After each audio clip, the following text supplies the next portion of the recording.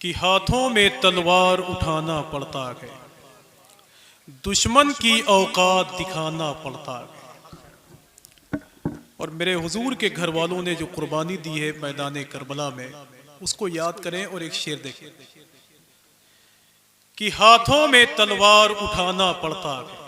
देखता हूं इस शेर की तह तक कितने लोग पहुंचते हैं। अगर सब पहुंच गए तो मैं कामयाब हो जाऊंगा। कि हाथों में तलवार उठाना पड़ता है, दुश्मन की औकात दिखाना पड़ता है।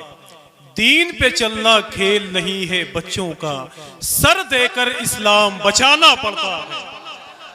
कि दीन पे चलना खेल नहीं है बच्चों का, सर देकर इस्लाम बचाना पड़ता है। सर देकर इस्लाम बचाना पड़ता है। जब सरकार गरीब नवाज की पैदाइश मुबारका हुई थी तो सरकार गरीब नवाज की वालदा बीबी माह नूर फरमाती हैं कि मेरे बेटे मोइनुद्दीन की जब पैदाइश हुई तो पूरा घर रोशन था। सरकार गरीब नवाज की वालदा परेशान हो गई तो गैब से आवाज़ आई कि मेरी बंदी परेशान मत हो, तेरी गोद में आने वाला कोई और नहीं, वलियों का सुल्तान है सुल्तान। फिर सरकार गरीब नवाज जब अजमेर शरीफ में तशरीफ लाए तो भिखारी बनकर उनकी दहलीज पर अकबर बादशाह ने अपने दामन को बिछाया था।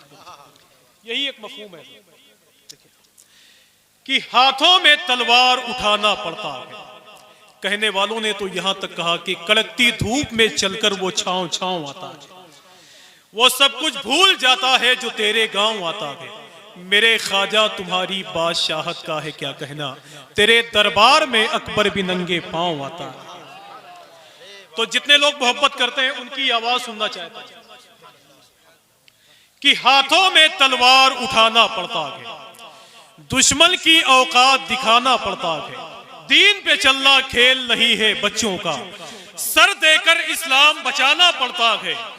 कोई गवर्नर हो या वजीर आजम हो, अबे ख्वाजा के दरबार में आना पड़ता है। कि कोई गवर्नर हो या वजीर आजम हो, ख्वाजा के दरबार में आना पड़ता है। ख्वाजा के दरबार में आना पड़ता है। अल्लाह उस जमीन को सलामत रखे और उन सरकारों की चौखट को सलामत रखे जहां से हमारे घर के चूल्हे सलामत हैं। ये इतनी बड़ी महफिल है, मदरसा अहले सुन्नत अशरफुल उलूम का सालाना जलसा भी है जिसमें हम तमामी लोग यहाँ मौजूद हैं। अल्लाह इस मौजूदगी को हमारे लिए बाइस से शरफ बनाए।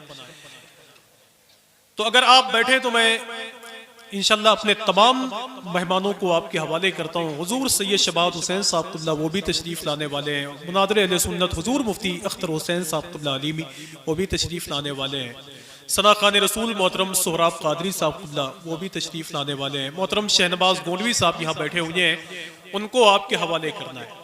अच्छा, अगर आप तकलीफ में ना हो तो एक शेर और पढ़ दूँ क्या इसमें? कितने लोग सुनेंगे जरा हाथों को उठाएं माशाअल्लाह।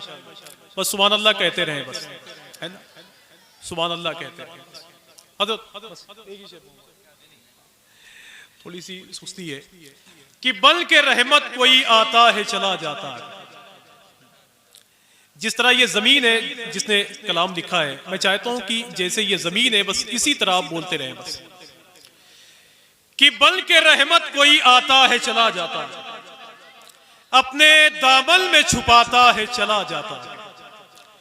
अब इसके बाद जो शेर पढ़ूंगा उसका ताल्लुक मैदान करबला से। सरकार इमाम हुसैन की जो बारगाह है वहां से ठीक तकरीबन 300 मीटर के फासले पर उनके भाई मौला अब्बास की बारगाह है। ये मौला अब्बास कौन है जानते हैं आप? ये मौला अब्बास वही है कि जिनके बारे में रफीक सरवर ने मालेगांव से कहा था कि तीरों से बुझी प्यास को समझी ही कहाँ है, मशकीज़े के एहसास को समझी ही कहाँ है, क्या तब सिरा अब्बास से अलमदार पे होगा, वे दुनिया अभी अब्बास को समझी ही कहाँ है। ये वही मौला अब्बास थे कि जिन्होंने अपने भाई इमाम हुसैन से इरशाद फरमाया था कि भैया अगर आप मुझे इजाजत दे देते तो मैं सूरज की किरण फूटने से पहले पहले अगर यजीदियों को फना फिन्नार न कर देता तो मुझे अली का बेटा न कहते। इतने बहादुर थे। हजरत अल्लामा सैयद निज़ाम अशरफ साहब, अल्लामा कारी गुलाम रसूल साहब जैसे दूर अंदेश लोग यहाँ बैठे हुए। एक बात कहता हूँ मैं, कभी कभी याद आती है मुझे ये बात कि जब मैदान करबला में सिर्फ 72 लोग शहीद हुए, या 72 लोग मैदान करबला में तशरीफ ले गए थे, तो आखिर इनको शहीद करने के लिए यजीद ने 22,000 की फौज क्यों इस्तेमाल की? यार, इनको शहीद करने के लिए 2-4 लोग काफी थे, इनको शहीद करने के लिए 1-2 हजार लोग काफी थे, इनको शहीद करने के लिए 10 से लेकर 5,000 तक लोग काफी थे। लेकिन मैदान करबला में इतनी बड़ी फौज का इस्तेमाल क्यों किया यजीद ने सिर्फ 72 को मारने के लिए? तो एक दानिश्वर ने जवाब दिया कि यजीद को मालूम था कि उन 72 में कुछ ऐसे हैं जिनकी रगों में अली का खून है। एक आएगा तो हजारों को मारेगा, एक आएगा तो हजारों को मारेगा। सरकार इमाम हुसैन की बहन है, नाम है मखदूमा ज़ैनब। जब यजीद के दरबार में तशरीफ ले गई तो यजीद से मुखातब होकर इरशाद फरमाती है कि यजीद, तू हुसैन के नाना के दीन को मिटाना चाहता है, तू मेरे भाई हुसैन के लिए इस जमीन को तंग करना चाहता है। थोड़ी देर के बाद अजान की आवाज आई तो मखदूमा ज़ैनब ने इरशाद फरमाया कि यजीद, ये बता कि अजान की इस आवाज में तेरे नाना का नाम लिया जा रहा है कि मेरे नाना का नाम? इतने बड़े घर के लोगों का जिक्र करना चाहता हूं। अब जिम्मेदारी आपकी है, आप बोलेंगे तो ठीक है, वरना अल्लाह का शुक्र है हिंदुस्तान की जमीन को मैंने ऐसे ही देखा है निजामत के हवाले से, जैसे मैं आपके सालेहपुर को देखा। और अल्लाह का शुक्र है बहुत घूमा टहला आदमी हूं, तकरीबन 7 मुल्कों को मैंने सफर किया और 5 मरतबे हुजूर का शहर देखा कंटिन्यू, और 1 मरतबे बगदाद शरीफ देखा है माशाअल्लाह।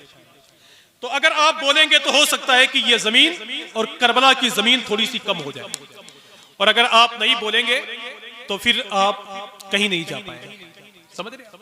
आज मिलके आपको कहना है कि कांटों की रुकावट से कली भी नहीं रुकती, सयाद से फूलों की खुशी भी नहीं रुकती, क्या रोकोगे तुम जिक्र हुसैन इब्ने अली को, तुमसे तो एक अस्कर की हंसी भी नहीं रुकती। तो जरा हाथों को उठाएं और मिलके बोले, लब्बैक या हुसैन, लब्बैक या हुसैन। बस यही आवाज आपकी सुनना चाहता हूं। आपको डरना नहीं है, आपको डरना नहीं है। जब तक मुसलमानों ने इस नारे को बुलंद किया था तब तक वो कामयाब थे, और जब मुसलमानों ने इस नारे की आवाज को कम कर दिया तो आज जालिमों ने अपनी आवाज को बुलंद कर दिया। मैं तो डंके की चोट पर कहता हूं, न मैं तहरीक छोड़ूंगा, न मैं कुरान छोड़ूंगा, न इस मिट्टी को छोड़ूंगा, न ये पहचान छोड़ूंगा। तुम्हें करनी है जितनी कोशिशें कर लो मिटाने की, न मैं इस्लाम छोड़ा हूं न हिंदुस्तान छोड़ा। कि तुम्हें करनी है जितनी कोशिशें कर लो मिटाने की, न मैं इस्लाम छोड़ा हूं न हिंदुस्तान छोड़ूंगा। मैं देखना चाहता हूं कि आखिर कितने लोग मौला अब्बास के नाम को सुनकर बोलते हैं। ये अब्बास इतने बहादुर थे, इतने बहादुर कि ये अलग बात की दांतों में दबा रखा है, भीड़ में तीरों के मशकीजा छुपा रखा है। छीनने वालों अगर दम है तो छीनो दरिया, अब तो अब्बास ने बाजू भी कटा रखा है। इतने बहादुर लोगों की बात करता हूं, उनसे मोहब्बत करते हैं तो बड़ी हिम्मत के साथ अपनी आवाज को आपको बुलंद करनी है इंशाअल्लाह। समझ रहे हैं? मैं सालेपुर में दूसरी बार आया हूं और अल्लाह का शुक्र है, मैं चाहता हूं कि आपके दरमियान आता रहूं, लेकिन आपकी आवाज थोड़ी सी सुनना चाहता हूं बस। और अगर ये सब ना बोले तो इनको उतार के वहां कर दीजिए, आप सब यहां आ जाइए। कि बल के रहमत कोई आता है चला जाता है। जरा हाथों को उठाएं और मिलकर बोले, लब्बैक या रसूल अल्लाह, लब्बैक या रसूल अल्लाह। अगर मैं सर्दी जुकाम और बुखार की पोजीशन में इतनी मेहनत कर सकता हूं तो आपकी जिम्मेदारी है कि आप बोले, वरना जो परेशानी मुझे मैं चाहता हूं वो ले जाएं, अपनी परेशानी मुझे ले जाएं। कि बल के रहमत कोई आता है चला जाता है। देखें देखें, कि बल के रहमत कोई आता है चला जाता है, अपने दामन में छुपाता है चला जाता है, और सख्त पहरे में भी अब्बास अलमदारे वफा पानी चुल्लू में उठाता है चला जाता है। कि सख्त पहरे में भी अब्बास अलमदारे वफा पानी चुल्लू में उठाता है चला जाता है, पानी चुल्लू में उठाता है चला जाता है। और जितने लोग साबिर पाक से मोहब्बत करते हैं वो एक बात जरूर जानते हो कि सरकार साबिर पाक से किसी आदमी ने पूछा था कि हुजूर ये फना और बका क्या है, तो साबिर पाक ने फरमाया कि मैं जल्दी इस मसले का हल आपको बता के जाऊंगा। कि बल के रहमत कोई आता है चला जाता है, अपने दामन में छुपाता है चला जाता है, सख्त पहरे में भी अब्बास अलमदारे वफा पानी चुल्लू में उठाता है चला जाता है।